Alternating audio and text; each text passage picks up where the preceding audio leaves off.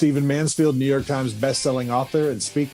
Doug Tenaple, I'm the creator of Earthworm Jim. Tweet groups. I'm Victor Dweck. Joseph Carter, I'm the Mink Man. This is Dave Baker from Forged in Fire. This is Leah Morgan. I'm a comedian, and this is why you should never Don't ever. Not ever. Don't waste your time. Oh, you really should. listen to those darling, yummy Reverend and the Reprobate. Perfect. Hey, everybody. Welcome to the Reverend and the Reprobate. I don't want to do an open. Yet again, somebody in our show at the end did not know how to say reprobate during one part of it. Yeah. Well, he didn't go to college. My favorite, I didn't go to Harvard. Yeah, and by the way, I'm not saying he didn't, but yeah, we don't know what his that's been a schooling's running like. joke. Anyone that doesn't know reprobate, they always say for some reason, I didn't go to college. I didn't go to college. Especially Victor. Yeah, well, he's very mashugana. So we'll just leave it at that. Man, so Thor Ramsey was a great interview. The guy was a lot of fun to be online with. He talks about his new movie, Church People, that's coming out. He talks about longevity and comedy. He's actually did.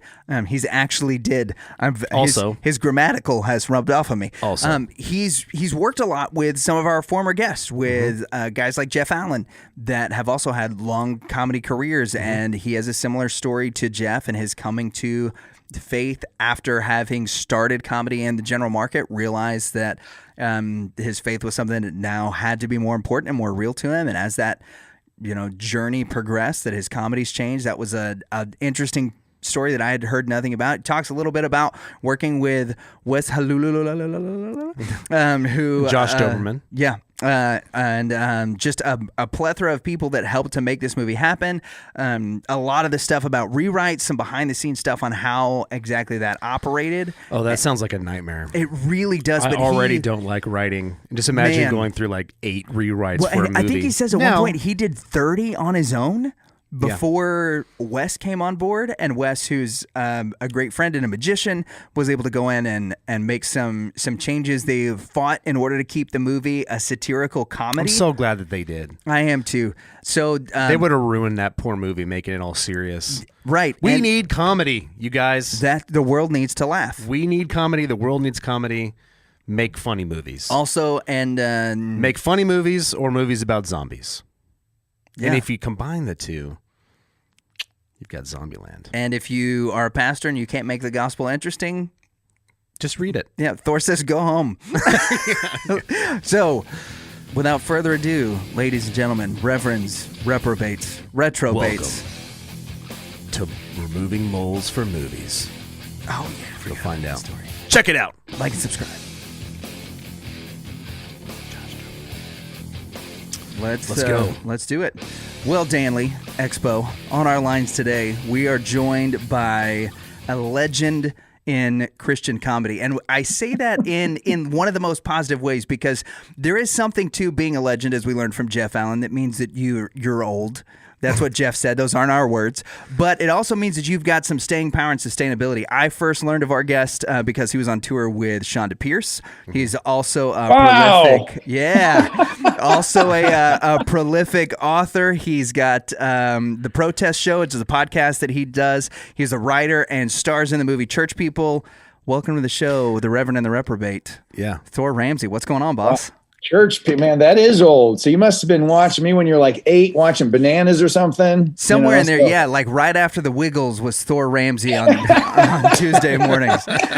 So I have people in their I have Generation Z come up to me now and millennials going, "I watched you when I was a kid." So that's yeah, we're right at the beginning of the millennials. I think both of us are where we're both. You're 84, right? 85. Okay, so we're both 85. We're both 85 models. But I'm non-binary for both of those years. Oh, okay, great. Yeah, it's hard to say when all of that stuff happened. Man, you look a little non-binary now, guys. But I won't say anything. So. So, man, you've got so much stuff going on, and I want to get to, and I want to promote Church People. Yes. I'm just finding out. I've ordered the most encouraging book on hell ever, and the comedian version on theology, because as I'm hearing more of your comedy and the stuff that you've written, I'm very curious about how the books go. But I've got a few friends that have read them that have great reviews. First and foremost, how did you have this kind of sustainability in the Christian circles, especially being a comedian, where it seems like more and more that is becoming a maligned art? How is it? What's been your secret to longevity there? Well, yeah, I don't know, to be honest. I think some of it is it's timing. You started at it's all about timing. You started at the right time because, so I started in clubs so let me give you a little comedy history, which will go from the secular to the Christian, because that's how things always go generally. Right. The Christian follows the secular trend a lot of times. But so back in the 70s, there was what we call a comedy boom. Steve Martin really started. Steve Martin came out with this album called Let's Get Small in about 1977. And it was so popular. I mean, in his early career as a stand-up, he was like rock star level, which was unheard of for a comedian. And so with that, he inspired a whole generation of suburbanite white kids primarily. And then you had Richard Pryor coming along too, but they were both selling out, stadiums. And so there was this ton of comedians. And so you had comedy clubs popping up all over the country, but these were like one-nighters, and they'd clear off the dance floor and throw up a microphone, and the people would gather around, and there'd be a comedian in town for one night at Yankton, South Dakota or somewhere, or, Mitchell, South Dakota, home of the Corn Palace. They've got their own stage going on. But so there was just this big boom, and it's like the housing boom, really. They had this glut of comedy clubs and not enough comedians. So, man, you could start, and I was like, you're working right away because there were so many clubs. And I started in 87, which was like it was the decline of the boom, but like the housing market, you could still get in on the end and make a bunch of money, because the prices were still high. So I started in 1987, and within a year, I was working 42 weeks a year. Good grief. And so, yeah, just making, I was an MC. I was making $300 a week. Here's what's interesting about comedy. It's now 2020. I bet that price has not gone up. I bet MCs are still getting paid $300 a week. It's a little less lucrative, huh? Yeah. So, so you get $300 as a MC, $500 to $700 as a middle act, and then headliners got paid. There was a time when unknown headliners were getting $5,000 a week. Good. These are people you'd never heard of in your life. Yeah. They're making $5,000 a week. So the pay scale was all over the place, but. So in about, I would say in about the early 90s, because in the Christian market, so to speak, and there was a Christian market because Christian films are a genre, Christian comedy is a genre. There are genres in the Christian market. And, because it used to be, there was Mike Warnke, and that was the only comedian you'd ever heard of in the Christian realm. And then there was Shonda Pierce and Mark Lowry, and that was it. Yeah. And then in about the early 90s, you had several people, myself, Jeff Allen, Brad Stein, people that had careers, well, so to speak, as much as we can say, careers in the secular market. And then we had our God moment. All our stories are different, but we either came back to faith. Brad was practicing his faith while in working in the secular markets. And Brad worked with me when I was like the most backslidden human being on the face. You would have met me and gone, this guy's the furthest from the kingdom of God. I would be afraid to bring up Jesus to this guy. And yet in my heart, I still believed everything was true. I just didn't. It's a whole long story, but I worked with Brad back in that day, but a bunch of us went through our moments where we either came to faith or came back to faith. And we slowly entered into the Christian market. And I think that's some of the longevities that we started when it was still, that you could probably name 20 Christian comedians in the country at the time. And then it just built from there year after year, and just, and the quality gets better over time. I think the quality of Christian comedians is better today than it was when, I still think Brad and Jeff are great comedians. Don't get me wrong. Yeah. But I think there's Christian comedy always has a growth with it. And I think you got some really great, John Christ, is a great comedian. Yeah. So there you have it. There's the story of longevity. Not funny at all. You got any other questions? Yeah. We've got plenty of questions for you, but we had you on the show not just for for comedy's sake, but also because you are a fascinating character. You joke. Yeah. I make more jokes. Me make jokes. Yeah. So. No, we think your career's been fascinating. Not just the longevity, but the breadth of things that you've been involved in, from both the very funny to the very thoughtful with some of the stuff that you address on the podcast. Even though you come from a place of humor to address some very serious issues that are happening right now. But the big thing that you've got going on is the movie Church People. Church People. So talk to us about Church People. Go ahead. Did they make you shave? For Church People? No, but they did make me remove a mole from the side of my head, and that's true. Really? I had a mole on the side of my head right here, and to be a leading man in a film, they made me go to a dermatologist, and he cut that mole off. So it wasn't like crusty or discolored or anything. It was just you have a mole. It was just, and apparently it was not right here. Apparently it was unsightly to people, I guess. Wow. I'd had it my whole career, but my heritage is German. Apparently we're kind of moly people. If you look around, I got some bumps on my face. So did Stephen Baldwin personally request that you remove his mole? Actually. Wow. With his coffee, that's what is it? It's coffee with like 10 pumps of peppermint. Yeah. He was very tactful. He just said, "Hey, I don't want you to get this wrong, but can you have that mole removed?" I'm like, "Not a problem. Yeah, sure, I'll do that. Sure, absolutely. Yeah, I want to be in a film. I'll remove them. What else would you like cut off? I want to be in the also movie. Shave. Also change your name to Odin. Yeah. So how long have That'll you be guys the last joke about Thor. I promise. That's all right. I'm very envious of your name. It's very cool. Yes, and he really is because he loves Thor. There's a lot happening right now where I feel just masculinely inferior to our guest today. Yeah. Oh, I don't get that a lot. In the day, I was a metrosexual, which I don't know if that phrase ever caught on. I know what it is. Yep. So a metrosexual is actually a straight guy that other straight guys think is gay, so they beat him up. So I that's also wore makeup one time. Yeah, back in the day. I wore makeup to a show. We were in a band, and one day he showed up, and the rest of the band, except for him, was wearing eyeliner. I refused to do it, and they were like, "This is hardcore," and I was like, "It's not hardcore. You're wearing ladies' makeup. There is nothing about that's hardcore at all." So, how long have you guys been in production for Church People? Because I've heard a couple of times that this is a movie that you had been writing or been trying to get produced for nearly a decade now.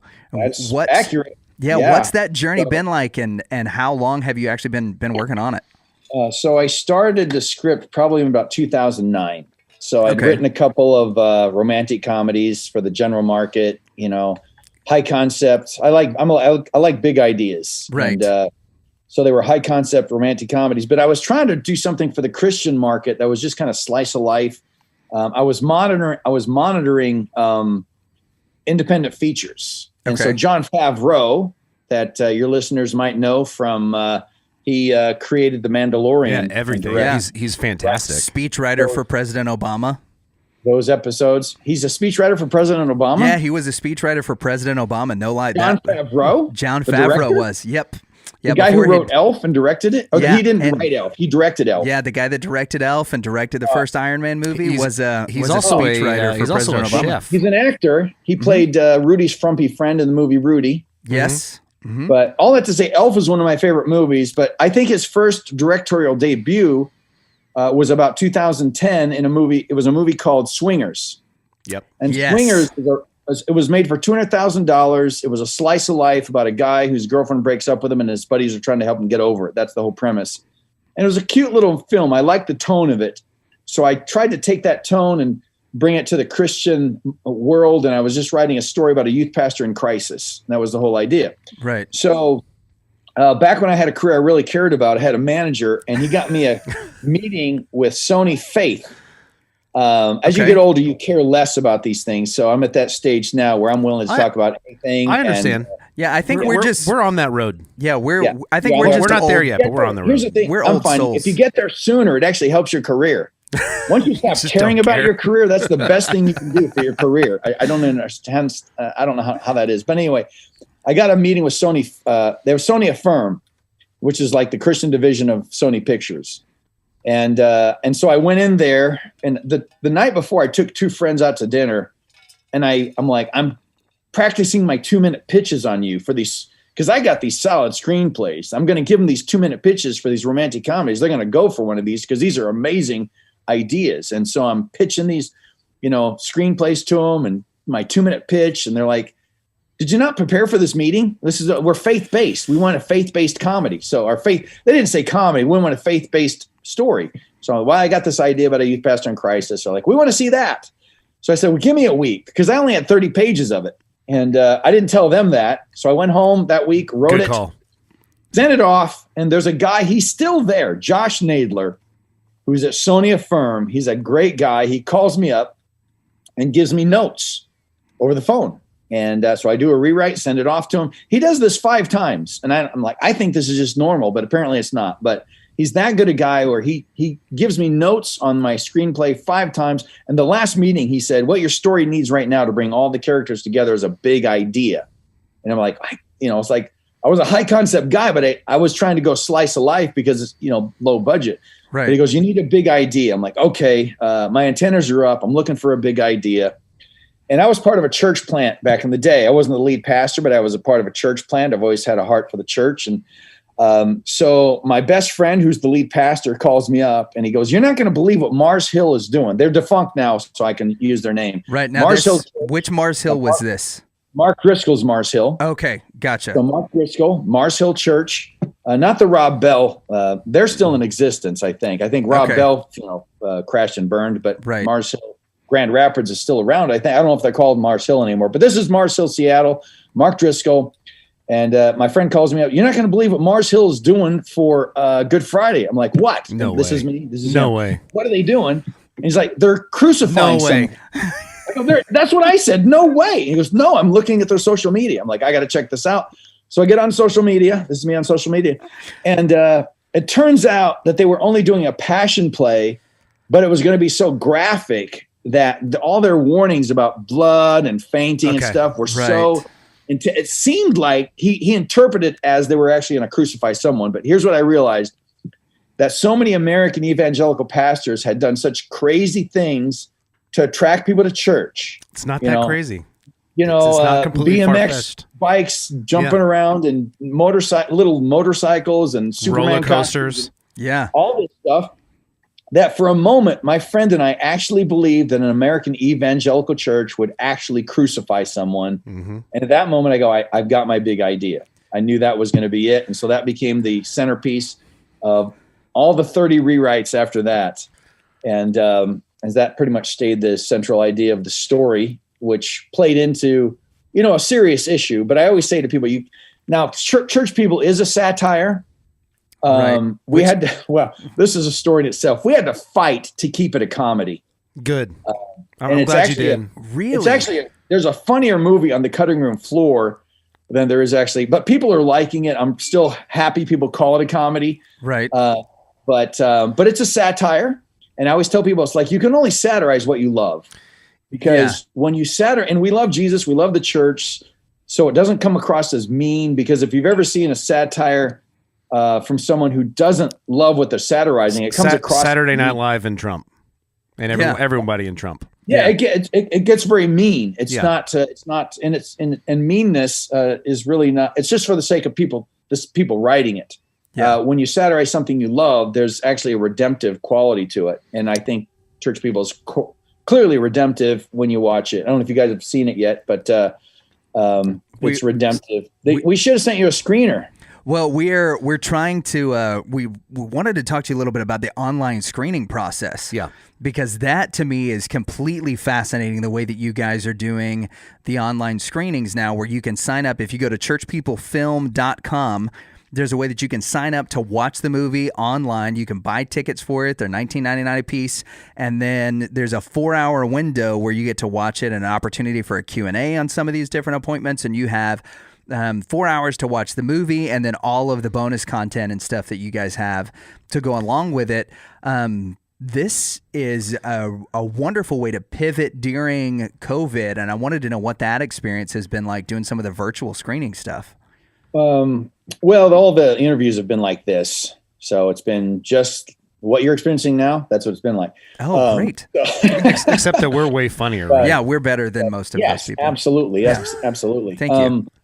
But they did release it. It was theatrically released March 13th through the 15th. Right. But now the theaters were open. But we were number 10 at the box office nationwide, so that was a big deal. That's awesome, man. During COVID. But hopefully they'll do what they call a bring back, because it did well. So they'll do a Fathom, maybe a 1 night or 2 night Fathom event once all the theaters are open. Because right now what I'm hoping is that, because it's kind of a 3-stage release process. There was a national theatrical release. Now there's this month of what you were just mentioning, that churches can screen it in their churches just like a movie theater. People can buy the tickets, put it up on their big screen. That's a good idea. Yeah, we're thinking about it. Yeah. And so I just was at an event last Friday where they did that. And since I was there, we did a Q&A afterwards. That was kind of fun. But it was the biggest screen I'd seen it on, because I had theaters where I'm at in California. Nothing was open. Right. So the director, Christopher Sean Shaw, up in Northern California where he is, there was a few theaters open, so he was able to see it in a theater. But and then Salem Now, which is kind of a network of radio stations and shows that you can rent it or buy it on Salem Now on their network, and then eventually it'll roll out through digital media, Prime Video and iMovie and all that.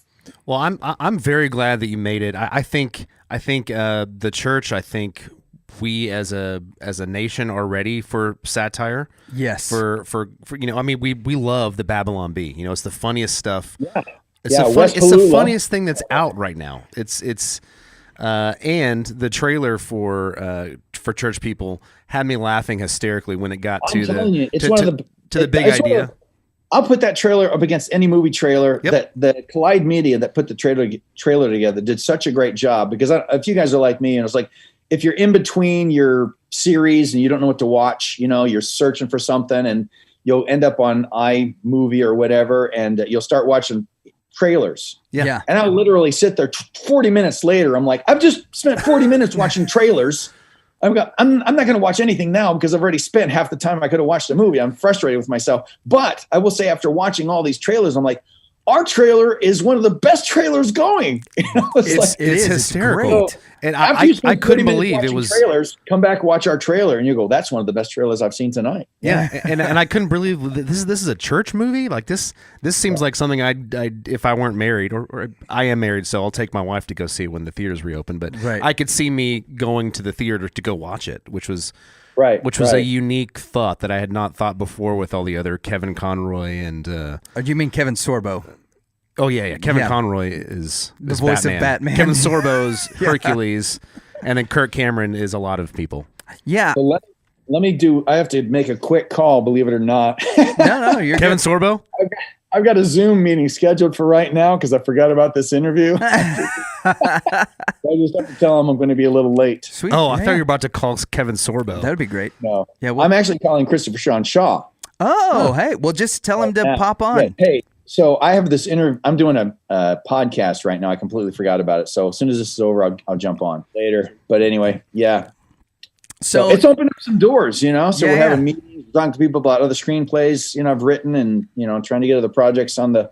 So that's why I'm hoping that it'll pick up steam and kind of become can you have a cult hit in evangelicalism, or is that wrong to say? Well, I think that's one of the things we were kind of discussing off air beforehand is it's been such a long time since we've wanted to go see a movie, but the fact that we wanted to go see a Christian comedy felt completely foreign. It felt wrong. Yeah, which is so weird. So how you guys have kind of captured what it looks like lightning in a bottle here. You said it's opening up some new doors for you and things like that. So here's what happened kind of is like, so you write this comedy and they're like, they read the screenplay like, this is out of the box. We love this. We're waiting to do something new.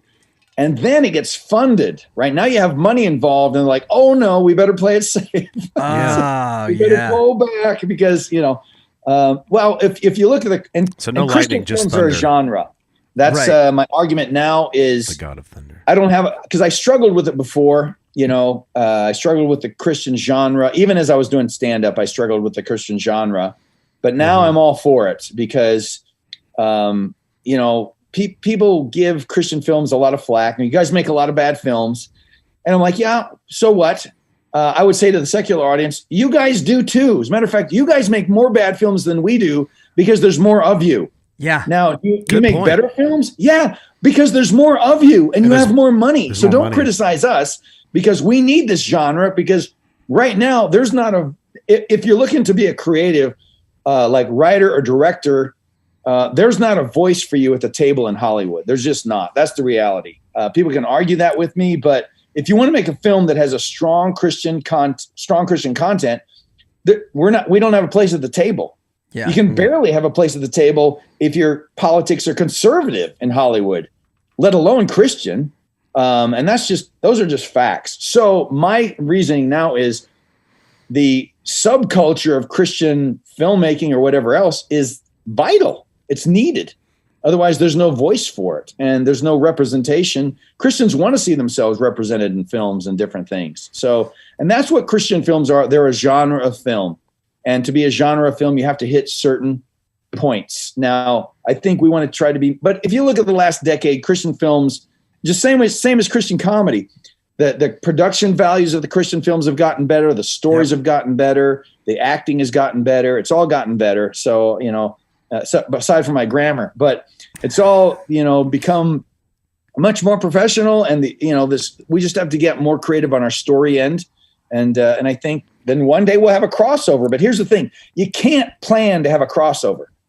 You can't go, we're writing a crossover because you can't plan that kind of thing. You write a Christian genre film. Now, I make this argument. Any film that people relate to, they relate to it because it has its subtext in God's reality. Because there's only one reality, the way God created things to work. And when you write a film that people relate to, there's a common grace. All films that have redemptive stories, or even if they're not overtly Christian, we relate to them. We like those stories because they're grounded in reality. Yeah. So a Christian crossover will be grounded in reality, of course, but it will have Christian themes and elements, but it'll relate to people in a wider level someday, in a wider audience. But I don't think that can be planned. I think that will just happen one day. I know that when you're talking about a crossover, you're not talking about a specific vehicle, but if you could do a crossover with a current vehicle, what would you pick? If I could do it now, I've written some romantic comedies for the general market, but I wouldn't consider them. They're just, so a crossover. If I could do it in a genre, you mean? Yeah, or a specific movie. Like, would you make a Christian Transformers or? Oh, well, I think that's the problem with Christian because that's not a crossover. Right now, we want to make the Christian Taken. Right. Yep. We're going to call it I'm Coming for You. And then we're going to make a sequel. I'm Coming for You Again. And the third, I'm Coming for You Yet Again. So be watching me. And we'll cast someone who kind of, we need a Liam Neeson character. Starring Matt Chandler. Yeah. Christian films do that a lot. I think that's a mistake. Yeah. Because you want to make a standalone. You try to write toward what you think people want. Right. If you're writing toward what you think people want, you're already a disaster, I think, because you got to find a story you're passionate about and write from the story. I didn't begin church people with what message do I want to send. I began church people with, what's a cool idea? What's an interesting idea that excites me? I'm going, and there's an evangelical church that really wants to crucify someone, and that's kind of funny. Yeah. I go, that's where the story came from. Now the message, because we're dealing with the evangelical culture, the message is built in. We didn't have to force it in. Yeah. So my encouragement to Christian screenwriters or movie makers is just find the story you're passionate about, write that story. If you're writing from a Christian worldview, your themes will emerge. So you won't have to shoehorn your message in there. So I do need to know, because this is a good segue with what you're talking about, that the absurd, not so absurd premise of the crucifying somebody on Easter Sunday. Yeah. As a pastor and as a comedian and a filmmaker, do you find yourself suppressing the comedic side as a pastor where I'm sure that there are constantly things, people coming to you with a complaint that you just want to make fun of or No, I don't actually, because I'm a pastor of a small church. So okay. Same. It's so here's and I think church people plays into this a little bit, but because church people plays into some themes, and the big theme of church people is the gospel enough? Do we, because once in a while I have pastors come to me and they'll say, hey, give me some pointers on how I can make my sermons funnier and more interesting. Like, well, number one, don't try to be funny. That's the worst thing a pastor can do, is try to be funny. It's like, if you're giving a sermon and you happen to say something and it happens to be funny, fantastic. If it's natural, just be yourself. If you're naturally funny, that'll come out in your sermons. Though I still contend that Matt Chandler sits down with a team of people and they decide they hone those crafts because Matt Chandler ends up doing comedy bits. Yeah, that dude is hysterical. He's amazing. Yeah, he's as funny as most Christian comedians, but he doesn't have comedy as an outlet in his daily, he doesn't perform around the country. So he needs that as an outlet. So whatever's driving him to be funny, it's like he's got that comedic element. But I'm guaranteeing those are planned. Those aren't all just off the cuff. Yeah, you guys sat down and honed this out. Now, some of them kind of off the cuff, but a lot of that is they've sat down before, because these are intro segments. But most pastors are not at the level of comedic talent as Matt Chandler. But my point is, Matt Chandler's naturally funny. Yeah. So if you're naturally funny, just be naturally funny during a sermon. Don't force it. And you don't have to. This is the point, though. You don't have to make the gospel more interesting. That's such a dumb idea. It's like you're talking about the greatest truths, not the greatest. You're talking about the greatest truth to all humanity, the greatest historical event on the face of the earth. If you can't make that interesting, just get out, go on, do something else, whatever. But if you can't make that interesting, just stop talking, because it's interesting. And if you don't find it interesting, the audience won't find it interesting. So that's the whole thing about preaching right there.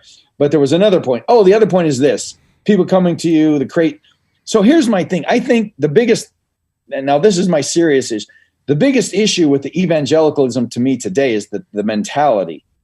And the mentality is this, in my opinion. So, and I'm rounding these numbers up. You can, don't quote me on the numbers. But I'm going to fact check you live. Yeah, we'll have USA Today fact check you. The numbers are fact check me. The numbers are relatively true for the point. Let's say there are about 400,000 churches in America, and there are about 400,000 churches. Now, if we're very liberal, we could say only 50% of those believe the Bible is the word of God, but I would venture to say it's more like probably 30% of that. But for the sake of math and my insufficiency there, let's go with 50%. So let's say 50% of those, so 200,000 churches believe the Bible. Only 1,000 of those churches are mega churches. Only 1,000. So that leaves 199,000 other churches. The average size of a church in America is 50 people. And you got some range, 50 to 100 to 200, but your average church is 50 people. Relatively small. The problem is the mentality of the mega churches dominates the entire church landscape. So all small churches and all the church growth stuff that we're given, we're all fed something like we're all supposed to become these mega churches. And that's just false. Because even if you look at the history of a lot of mega churches, it is not their methodology that made them a mega church. It is the circumstances where they happened to be, the city they were in. It was timing in one sense. What I'm trying to get across here is not all mega churches are you can't duplicate that all the time. Yep. And we live in this culture where we think the small churches think they have to duplicate that. Now, do we want to reach people? Yes. Yeah, a small church wants to reach people, but God decides if you're going to reach 10 or 100 or 200. That's God's decision. What we're called is to love the people and shepherd the people that are in front of us. And the mega church mentality is not about shepherding. It is just not about shepherding. And I'm not against mega churches. Don't get me wrong. I think some mega churches are doing it right, but it's not the norm. So their conversation shouldn't dominate the landscape. The norm is the pastor who has 50 people that he may bury. He may never grow past 50. He's going to pastor them until he buries the last one, and then he's going to retire. But And that's really the way to go out as a church planter. But the point is, well, thank you for that uplifting message. This has been Thor Ramsey. Well, the point is this: it's discouraging to small churches, thinking that they're never at the point they should be. Mm-hmm. You know, like when you have people leave your church and they say, you know, okay, here's the idea. So we had a couple leave our church about a month ago, and they came to me and said, you know, we just don't feel like we're as far along as we should be. Like, well, you know, we just had we just had a year of shutdown with COVID, but you know, I'll take your, you know, and the other thing is they'd never been part of a church plant. Mm-hmm. So where do they get the idea that we're not as far along as we should be? It comes from this mega church mentality. They'd always been a part of big churches. They'd never been a part of a church plant before. So they just assumed we'd start and just explode and become a gigantic church because, you know, I'm such a dynamic personality that I'm clearly just going to draw people left and right. People move them from South Dakota and Iowa just to be part of my church. Clearly. Well, that's not the case. That is just not the case. You're called to shepherd and I think shepherding, again, this took me, because preaching is my big thing. I'm big on preaching. I think preaching is important. Theology is important. It's all important. But I'm finding that, you know, if you just open the Bible as a pastor and you go verse by verse, you can't do too much damage if you just reiterate what's there. It's like the Bible really preach itself if you'll just open it and kind of read it and kind of then go give some background and talk about how that's applying to today and just, you know, don't go too off the cuff. But the Bible will preach itself. But the shepherding of the people, that's the big thing. Getting to know those people, and you're finding out not a lot of people. There's some people they don't want to be shepherded. They don't want to shepherd. They don't want people to know what's going on in their lives. So that's part of the challenge right there. But that is the challenge of pastoring. And the point is, I'm trying to encourage the small church pastor is like you're being an effective small church pastor because that's what it's about. You're not supposed to be a giant mega church. Most aren't. The majority of 50 is the norm. So if you're 50. You're the norm. You're the norm. Your church is normal. What you're doing is normal. Your worship is normal. Everything's normal for you. And this just be the ordinary church. And that's the other big. Now, church people only touches on that. Again, I just have to reiterate, I'm not against big churches. What I am against is that their methodology dominates the landscape. Because their methodology is what I have an issue with. Yeah, and we're in the Dallas area, and so we've got plenty of them around here.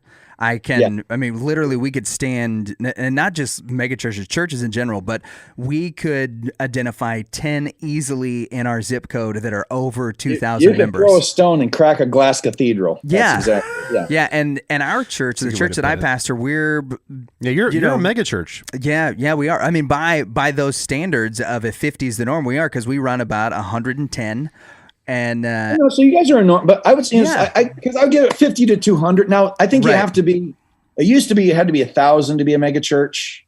Now I think they might have dropped it down to. I've seen it. You know, it's kind of like the Generation Z millennial, the birth date. You know, so you're on the cusp. But if you're 700 to 1,000, then you could probably be classified as a mega church. But and you don't want to. When we're talking about mega churches, we're talking about huge churches. Yeah, and you don't want to leave anybody out. If somebody wants to feel like they're a mega church, we can lower the numbers to help them. You know, but I will say this: if it was just the camera in our service, you would think we were a mega church because that's how well we do things. Well, that's good to hear. That's a nice flex. Yeah. I think I can relate to you on a lot of those things, just because the way that, especially over the last 12 months, that everything has been structured, that everything is rolled out, it has all been targeted at, like, if your church is 800 plus people, this is how you're supposed to do it. And like you said, statistics show, and so do, like, if you've ever been to a conference with other pastors, most pastors are in that place where they're, 50 to 70 people. They're bivocational, and they're doing whatever they can in order to make sure that their people get fed every week. And the target is, from all of the literature and stuff, is that those guys at the very top, the 1% of the 1%. And that's tragedy. And that's tragic. And some of that is because of it's the marketing. Yeah. If you're a pastor of 5,000 people, then you can write a book, and it's about sale. This is what I was asked when I had my first book published, which was surprising to me, but it was, what's your platform? Oh, wow. I thought they were actually concerned about the content of my book. And to be honest, they really weren't. which is probably why I had a book published. But they weren't so concerned about that, but they were concerned about my platform. How many? So, we could sell them. I was like, so had the series. I'd just done the first Thou Shalt Laugh. I can be in front of this many people per week. Like, oh, he can sell the book. Yep. Did you show them the Big Tech song? He can market the book. No, that's recent. That's okay. Recent. I didn't show him that song is still stuck in my head. That's it's been playing on a loop. From a catchy tune, Tie Me Kangaroo Down, Mate. So yeah. It has been the bane of my wife's existence for the last few days. So I'm like, give me my platform back, Jack. Just hear door slam across the house. I'm like, what's that? She goes, that is the rest of your night. You are in the living room. Yeah. Don't come in here with that tune. You had mentioned earlier working with Wes. So Wes came in. He's one of Stephen Baldwin's guys, from what I understand. He's worked with him in a lot of films. What was it like after having all these conversations about rewriting and changing things, then finding your big thing, to work with Wes in what was, I guess, the final revamping, getting to Wes to production? Me was a godsend. Okay. To me, I said that to Wes before. I felt like, so here's what happened. I don't share this story often because you try to be positive about that. And it was very positive. The whole thing, Christopher Sean Shaw and I, the director, we've made about close to a dozen short films together. Okay. And even on a short film, like the very first one that we worked on called Skip Listening, which I think people can see if they go to his search for Christopher Sean Shaw on YouTube. You can find he's got all the stuff on his YouTube channel. Skip Listening was the first thing we did, and which I actually wrote a feature-length script for now that we're trying to get produced. But even on Skip Listening, we had the same crew that we'd have for a major motion picture. We just did a 3-day shoot. It was all, but the same crew was there, the same kind of tension, because when you get a bunch of creatives involved in a project, everyone thinks their vision's the best, their idea is the funniest, et cetera, et cetera. So it can get tense. Yeah. So we developed a motto where when things on set started getting tense, one of us would yell out, "Fun!" Because we're making a movie. I mean, this is what people dream of doing. If you can't have fun doing it, do something else, because this is actually fun. And that's, church people was like going to camp for 21 days. It literally was. It was like church. It was film camp for an idiot like me. And it was absolute fun. And that translates into the film. So we've always had that attitude. But some of the behind the scenes stuff, can get tense. So I did 30 rewrites on my own. I felt like I knew the story, but there's different things that get involved. You get different creatives involved, and you got to make some script changes. But one of the things somebody, I won't say who, it wasn't Steven, but somebody involved in the project. It was Donald. Donald Faison. It was his call. No, it wasn't Donald. They wanted it to be dramatic rather than comedic. So they had a guy come in who's a good guy, and it was his gig, but he rewrote it and basically took out all the comedy.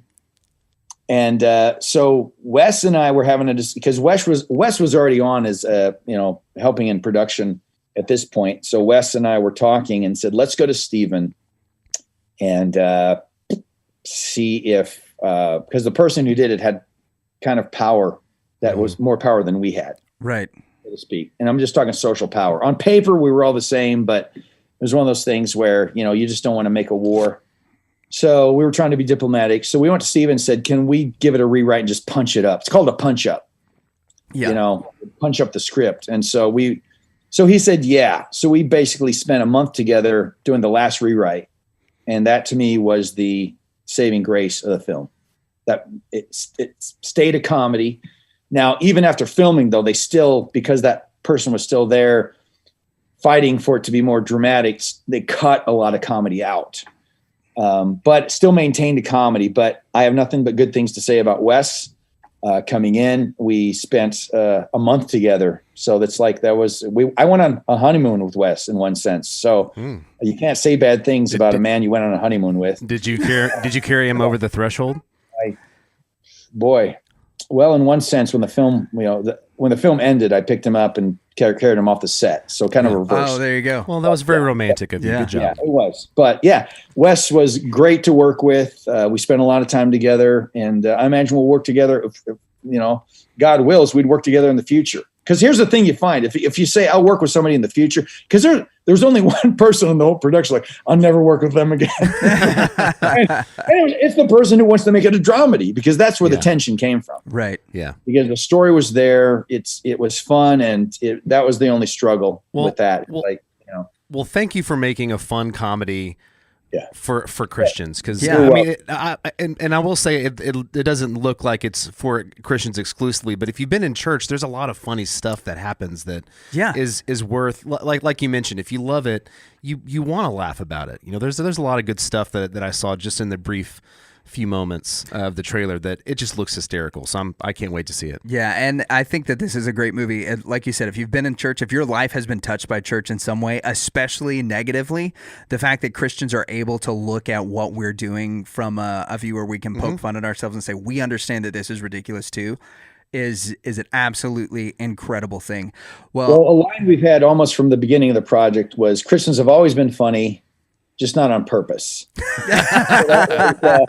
That kind of became a writing theme throughout the whole. I think that line was in one of the earliest. That line probably came from. It might have been the first draft. That might have been the line that we've had for 30 some drafts that we've done. So right on. Well, hey man, we appreciate your time with us today. We wrap up all of our interviews though with a segment that we borrowed from a buddy of ours named Steven Mansfield called Controlled Rowdiness. And we're just going to ask you some questions off the cuff. Give us the first answer that comes to your head. Some of these will be either or, and others will need you to fill in the blank. So I want to start with, who do you believe was the sexiest president in the United States? Who was the sexiest president of the United States? The sexiest U.S. president. Wow. That's, I haven't given that a lot of thought, being that I don't find myself in any way attracted to most of our presidents, but the correct answer was William Howard Taft. Oh, I was going to go John F. Kennedy. Yeah. Well, yeah, he was the most photogenic. That's true. He was for a little while. He was women, fawned over him. I would say women would find him attractive in that, especially way. Marilyn Monroe. That is the rumor. Any president who's rumored who is connected to Marilyn Monroe in that way has to be defined as the sexiest president we've ever had. I'll take that. Overruled. Yeah, overruled. John F. Kennedy. What if you could have one accent? What would it be? One accent? Yeah, not American. It would be English. Wrong. New Zealand. Oh, sorry. New Zealand's kind of like to me. New Zealand's they've taken it a direction. It's almost like the Southern accent. It's like, okay, it's American, but it's just, you took it too far. Yeah. Come back a little bit, and that's where you got the English accent. New Zealand, Australia, all those guys just take it to that's like the Southern version of the English accent to me. It is easier to monetize an English accent, I think. For New Zealand, you can only be in Lord of the Rings movies. I think so. I think you're pretty limited. Voiceover, and man, you could just. Yeah. Go back 20. If I could go back and have an English accent while I was dating. Just read books online all the time. All right. So you've got a new movie coming out, and one of the big things that's happening, it did have a release in theaters. We're hoping for another Fathom event to get to see it in the theaters ourselves. But when I sit in the movie theater, I need to know which armrest is mine. Which armrest is yours? Yeah. Your armrest is the right one. I agree. Yeah. What's your favorite Mel Brooks movie? My favorite, it's The Producers. Without hesitation. That is a good Zero Mostel. Springtime for Hitler in Germany. You can't beat that. As a satire, you cannot beat that movie. That movie is satirical. It's hilarious. The funniest Mel Brooks movie to me. Yeah. To be fair, there's no real wrong answer to that question. Yeah, all of his things are great. You did mention earlier in our interview about the Christian version of Taken, and so we were curious, who would you cast as Liam Neeson in the Christian version of Taken, Still Taken, and or I'll Get You Back, I Will Still Get You Back, and I Will Get You Back Again. Leland Clausen. Leland Clausen. Yeah. My best friend from Canada. We're gonna have a picture of Leland that's right here, and that will happen in post. Yeah. And our last question for you, man. As a parent, do you endorse the ask forgiveness and not permission rule? Not as a parent. As a pastor? As a pastor? As a pastor, Sure, there's extenuating circumstances sometimes. You know, you just have to go and have a worship service. You can't ask, "Is the park open? Is this legal?" There are also circumstances, as we've seen. Yeah, this is in Genesis. This is very true. There you go. Well, hey, Thor, thanks so much for being on the show, for playing along. You guys make sure you check out Church People and follow Thor in the links in the show notes. We got a lot of cool stuff that we're linked to. Buy his books and definitely go watch Church People. ChurchPeopleFilm.com. Yeah. Thanks for being on, man. We appreciate it. Appreciate it. Thor freaking Ramsey. Thor Ramsey. Okay, that's got to be one of the funniest interviews we've done in a really long time. It was very funny. It's so much energy, man. Yep. That is probably my favorite part about him. By the way, he said he used the word glut. Yes. I wanted to ask him about this, and I decided not to. Okay, well, great job. It was glutting. I think it was glutting. Did you hear that? No. Maybe we'll have to go back and double check. But we'll review the tape. He used it as a verb. Maybe it just means that he was indulging. Yeah. It was something about glutting with comedy or something like that. But, okay.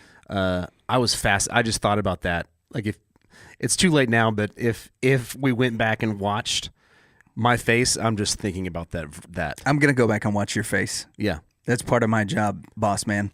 So.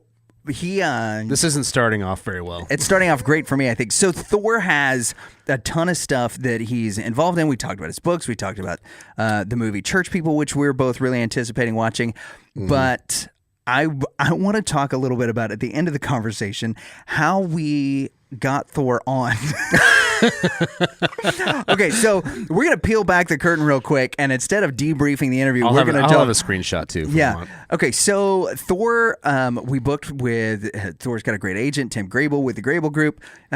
We've had some stuff like this happen in the past. A lot of the great guests that we have on are great guests because they have so much happening.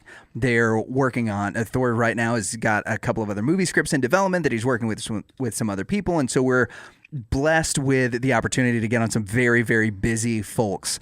And so Danley and I, it's just a couple of minutes after 6, and we're like, all right, well, we might need to just double check, make sure on our end that we've sent all the right emails to the right people, because that was an issue early on. We sent an email to the wrong person in some previous shows, or we've gotten our time zones mixed up, or things like that. I feel like I'm getting thrown under the bus. No. This isn't about you. These are just the issues that we've had. They were my fault. Well, I gave you a wrong email address, and then we had some other people that we put everything in CST, which is Central Standard Time, which is where we operate. But they read it and read the time as theirs, and they're sending us text messages, and they're like, well, where are you? And we're like, we're at home because you missed it. So there's a lot of those things that have happened. So we're going back, double checking everything on our end. And then we look, and Thor's church is listed as one of the things that he does. And so when Danley gets on his page, why don't you give us the play-by-play of what happened? Well, I went to his page, and I was like, I'm not sure. I know that he's at, we can say the name of the church, right? Yeah. Okay, Centered Church. Right. And so I went to their website, and I saw there was a chat. Right. There was a chat option where you can chat in. And at this point, I'm like, he's going to show up any minute. I'm just gonna talk to this person, or a bot. I'm gonna just talk to this bot. Yeah. So I opened it up. They said, hey, how can I help you? And I said, hey, what does Thor Ramsey do at your church? And then there was something that replied that said he preaches. Nice. And so I was like, okay, I'm bored. There's a quick definition of what Thor does at the church. We're waiting. I've got time to kill. So I replied, he's supposed to be on our podcast 4 minutes ago. Is there a special way to summon him, like with a thunderbolt? And then they replied, sorry, I'll jump right in, which is when we had talked. I wonder if this goes to Thor. Like, I wonder, because we don't know how big the church is, right? No. Maybe it's a bot. Maybe it could be someone managing their social media, just to answer questions about anybody. Times and directions. And right to his phone. Thor. It went right to his phone is how he's got it set up. He just immediately was like, I'll hop right on. It could not have been funnier. It was definitely the best way to start the interview. It worked. Yep. I got to make a Thor joke right off the bat. So good. Yeah. And then he joined, and then I think I may have made one more Thor joke, maybe two. Yeah, one and then or I two. told him I was going to stop, and I made one more. Yeah. Well, but I whispered it. So. It was quiet. It's just like, yeah. But he was a great guest, a great interview. Man, that's got to be one of my favorites that we've done in a really long time. And I'm curious at some of the stuff. I really liked how sort of self-effacing he was, right? That he's got a huge resume, but a very small ego. Talking about some of the things he's been involved in, especially the stuff in particular that he has going on at his church. There's a lot of people that follow the cult of personality to churches, and one of the things I think is very rare is a pastor that is shepherding the church instead of a pastor that's at a small church that is got one eye looking on the bigger church that he's going to go to. I loved everything you said. Yeah, and he doesn't. He's happy with working with the people, diving into their lives, helping them sort out the mess, and being part of that mess. Because as he's said multiple times on not just on his podcast but also with us, like he knows he's not perfect, and there's a lot of this stuff within the Christian experience that we just go through together. There's only been one person that it's was just perfect, life, and it was Don Lemon. If you're in Canyon Lake and you're looking for a church, go check out Center Church. And their website, centerchurch.life, you can chat Thor. Yeah, chat. I chat didn't with say Thor that. on the thing. Go check out Center Church, Brady. Yeah. That's my friend that lives there. The film is Church People. You can check it out at churchpeoplefilm.com, thorramsey.com if you want to check out the stuff that he's got going on. He posts new podcasts on the Protest podcast where he talks specifically about Christian worldviews and the freedom of speech. Is a big topic of his. He does have the song that is stuck so far in the back of my head and just bouncing around right now. He said he's a radical free speech defender. He did say he was a radical free speech defender. I wanted to ask him about that. I forgot. Well, we just should have him back on. We'll chat you soon. The next movie when it comes out. So thank you guys for watching The Reverend and the Reprobate. Check out everything that's going on with Thor. Yeah. And remember, everyone, Yep. say a prayer for Josh Doverman. And we'll see you guys next week. Hey, this is Thor Ramsey with the movie Church People, and don't listen to the Reverend and I can't say it, and that's why you shouldn't listen to it. If you can't say it, then you can't listen to it. The Reverend and the Reprobate. That Reprobate. Who uses that kind of language anymore? This is a show from the 1890s. Radio didn't even exist. They're ahead of their time, but which makes them behind their time from the 1890s. Don't listen to them. It's ridiculous. Thanks for checking out Center Church. How can I assist you? What does Thor Also mute that. Ramsey do at your church? I asked to Thor Ramsey pastor who asked me what I want to know about their church. Oh, nice. So he's a pastor there. He's the pastor at Center Church. Yeah. He preaches. That's what they said. Great. We're trying to get a hold of him. You're trolling the poor internet guy. I think that's great because it could be him. It's only 4:00 there. That's what I'm wondering. Go for it. Is there a special way to summon him? Okay, I asked. We'll see. Oh my gosh. Oh my goodness. Well, maybe if he does come on, we can just tell him, "Hey, look, we sent a message to your bot." Yeah, we messaged your church looking for you. Like, what? We asked if there a special way to summon you, like with a thunderbolt. Yeah. Is there something in particular? It's actually what I said. Can you get Heimdall to put Thor on the line, please? Sorry, I'll jump right on.